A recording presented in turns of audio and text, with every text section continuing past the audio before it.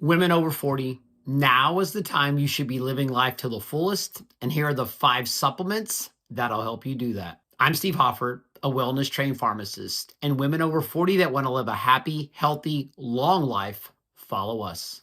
Don't let the symptoms of perimenopause and menopause be the reason you don't make the best of every day. And here are 5 supplements that I think can change the game. And number 5 is probably the most important. First, a high potency, high quality omega-3. Inflammation is the hallmark of disease and many of the symptoms of women over 40, and this supplement is my go-to to reduce inflammation. Next, a woman-specific probiotic, one with at least 20 billion CFU. Probiotics keep the gut healthy, and that's where your immune system lives. And if the immune system is strong, you're going to be happy and healthy.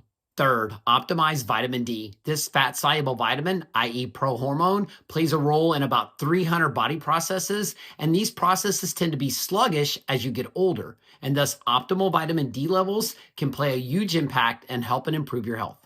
Next, magnesium. From the brain to your heart, to your energy, to your gut, this mineral is key to keeping you feeling better and healthy after the age of 40. And number 5, the biggie, a high quality, high potency multivitamin with activated B vitamins and all of your key minerals. As you get older, hormone production gets sluggish, metabolism slows down, and a multivitamin is key to keep these processes healthy and moving in the right direction. If you're a woman over 40 and have more questions about the best supplements that you can take, make sure you drop those in the comments and I'll be more than glad to answer.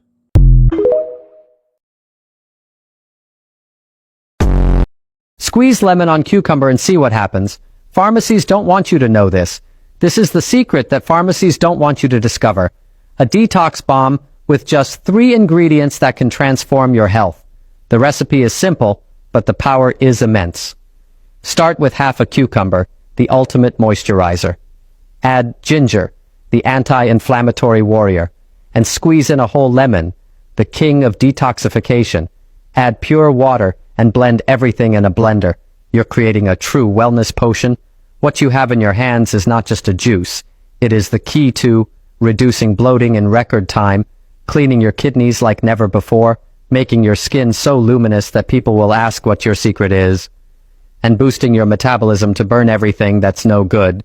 I'm sharing this because real health shouldn't be a costly secret. If you agree, like this video so more people can see it. Save it to do tomorrow morning and thank me later. And comment I want if you're going to join this health challenge with me. Send it now to 3 friends who need to know about this wonder.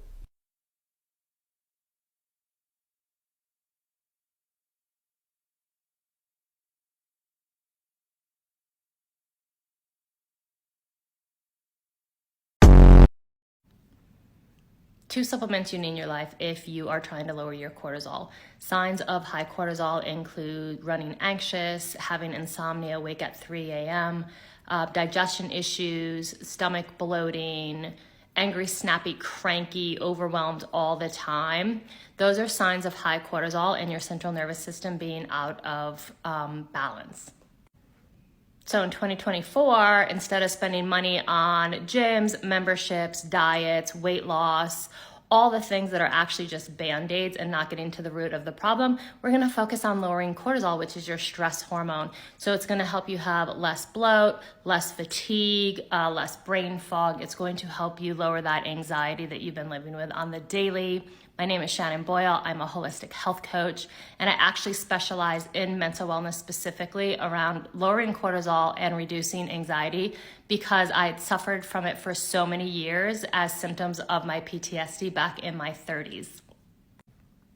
I'm here to give you all the cliff notes, what I've learned on my 10+ year journey, going back to health coaching school, spending thousands and thousands of dollars. I want to give you guys the cliff notes to save you time, money, and energy. So make sure you save, like, and follow this video.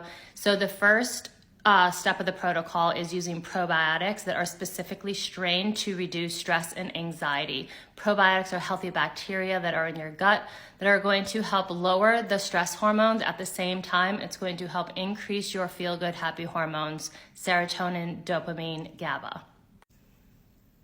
The second step is using a blend of Ayurvedic herbs that are specifically going to help modulate your stress hormones. So if your stress hormones are running too high, your cortisol is going to help to lower it. If they actually are running too low, which can happen too if you've been firing cortisol for a really long time and you go into what is called adrenal fatigue, it will help to increase it so that you have a nice balance. You need some cortisol, but not too much. This two-step protocol is specifically for you if you are ready to feel less stress, less anxiety, less bloat, and you want quick results, having more energy, more brain clarity, focus, and you don't want a lot of doctor visits, you don't want chemicals, and you don't want to take a long time to get results. So drop a happy below if you are ready to lower your cortisol for 2024, or you can just simply go to my bio section and check out the links. You have been asking me to review the Premier Protein Shakes at Costco. Here I am. They are marketed as nutrients for energy and immune health support, and it's marketed with 30 grams of protein. Well, let's go have a look and see what's inside of these wonderful things, because I like chocolate. I will do terrible things for chocolate. 160 calories, 3 grams of fat is all, okay. 5 grams of carbs, so low in carbs also, and 30 grams of protein. Tell me more. Ingredients: water, milk protein concentrate, high oleic sunflower oil, so industrial sunflower oils, industrial seed oils, sucralose, artificial sweetener, acesulfame potassium, artificial sweetener. We have 2 of the top 3 artificial sweeteners. So overall, the macros check out. It's great. Low in fat, low in carbs. Fantastic if you're just looking for protein. However, for overall health and wellness, we have industrial seed oils, and we got 2 of the 3 major chemical artificial sweeteners. And this is where it boils down to balance in life. Not totally approved, but not totally disapproved. The choice is really yours. It boils down to balance and convenience. If you're gonna do it every day, probably not the best thing for you. If you're gonna do it every now and then, not gonna kill you. I don't think.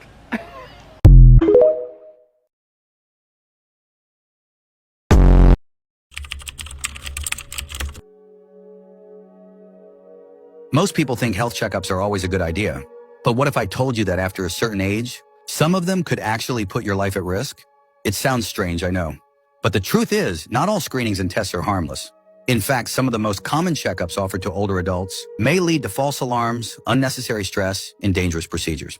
That's not fear-mongering. It's something more and more doctors are beginning to acknowledge, especially when working with patients over 70. The medical world is waking up to a new reality. One-size-fits-all testing can do more harm than good as we age. In this video, we're going to take a close, honest look at 5 specific health checkups that seniors are better off avoiding, screenings that even experienced doctors often turn down for themselves. We'll explore why these tests are so commonly recommended, the hidden dangers they carry, and the better alternatives that keep you informed.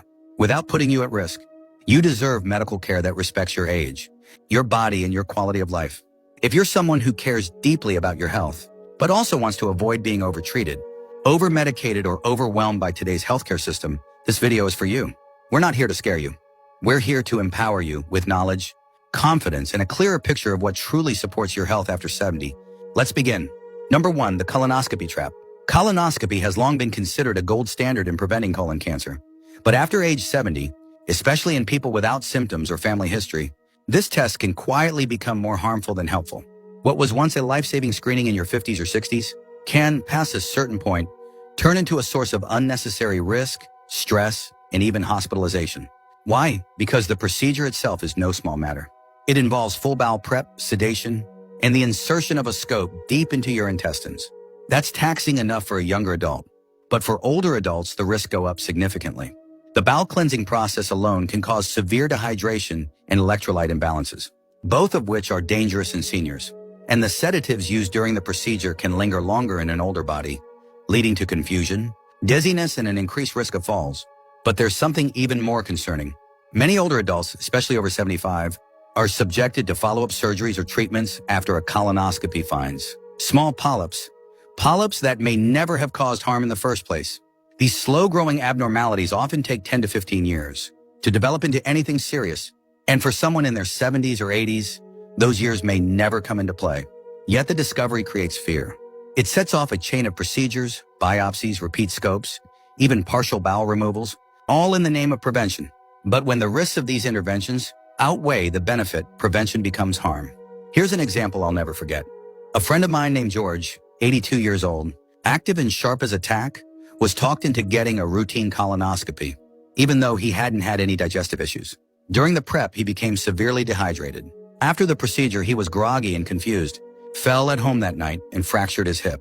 That one test led to months of rehab, medical bills, and stress. And guess what? The scope found nothing. This isn't about blaming doctors. They're doing what they were trained to do. But medicine is evolving, and we have to evolve with it. If you're over 70 and not experiencing any symptoms, it's perfectly reasonable to say no to a colonoscopy. There are non-invasive stool tests now that are safer, easier, and effective for many. It's about weighing the true cost, physically, emotionally, and financially, of putting your body through something that may not actually help. We must stop assuming more testing always equals better care. Because after 70, better care often means fewer interventions and more thoughtful choices. You're not neglecting your health by being cautious. You're honoring it. Number 2, the annual full body scan mistake. There's something seductive about the idea of a full body scan. Having a machine look through you from head to toe, uncovering every hidden issue before it becomes a problem. Sounds like smart prevention, right? But for seniors over 70, this approach can be more of a curse than a blessing. While the intention behind full body scans may seem proactive, the outcomes they produce often set off a domino effect of fear, invasive tests, and even unnecessary surgeries that can shorten your life, not lengthen it. Let's be clear, full-body CT scans and MRIs aren't your typical screening tools. These are powerful technologies designed to pick up everything. And I mean everything, including harmless abnormalities that would never affect your health or lifespan. These so-called incidental findings can turn into ticking time bombs in your mind. A small nodule here, a shadow there, and suddenly, you're on the merry-go-round of follow-up appointments, biopsies, and specialists, all chasing something that might never have mattered. Why does this matter more after 70? Because the older body doesn't respond the way it used to. A biopsy that would have been simple at 45 can now lead to a collapsed lung, an infection, or weeks of recovery. Even something as routine as lying still. For an MRI can be physically exhausting or painful for older joints. And the emotional toll is something many don't talk about. Seniors often carry the burden of worrying about what might be, rather than enjoying the health they actually have. Take the case of Betty, a 78-year-old woman I met during a senior health seminar. She was vibrant, walked every day, and had no complaints. But during a health fair, a mobile clinic offered her a discounted full-body scan. They found a tiny lesion on her kidney, so small. It hadn't caused any issues and likely never would. But the word lesion was enough to ignite panic. Within a month, she was in surgery.